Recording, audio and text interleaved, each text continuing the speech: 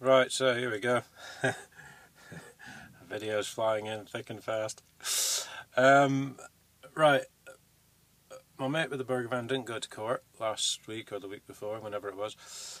So he then got this very dodgy warrant through from the court, which wasn't signed. It had no name entered. So I've actually seen it now.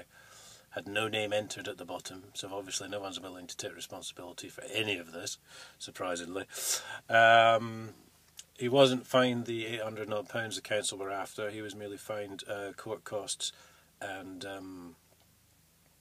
200 and something for not turning up, I think. No, sorry, 200 and something for, I was at trading on a licensed street, which of course isn't an offence at all. So, because they haven't said what the street's licensed for, they haven't said how he's contravening that order.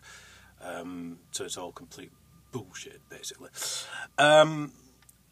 So prior to that, he'd sent a letter to the court saying, A, he didn't have enough time, and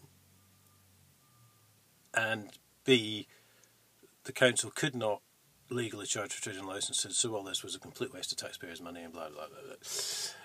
And just a bit illegal as well. So it was ruled against him, that's all he's got. So I told him to phone the court, which he did yesterday. He has the right to appeal, which none of this was mentioned. There was no separate letter with the warrant, as there should have been. So, I mean, to be quite honest, I'm not saying the whole of the court is bent, but Peterborough Magistrates Court, whoever dealt with this at the court, is in the council's pocket, basically. I mean, guys, if you want to make it any more obvious, just hang a fucking flag outside the window of the court saying, we're all in it together.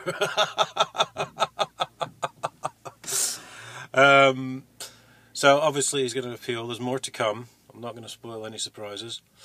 But yeah, an absolute. I mean, really, you know, these people are lying for breakfast.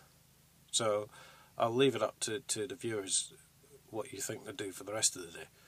Because if they're getting up in the morning and they're lying about shit, then, you know, really, it's just quite. There's no justice system left, certainly in the magistrates level anyway. Because, well, even our friend Christina Allison, who was forced out for a job at HDC because she committed perjury on the stand. She was at the time. I don't know if she still is. Probably is.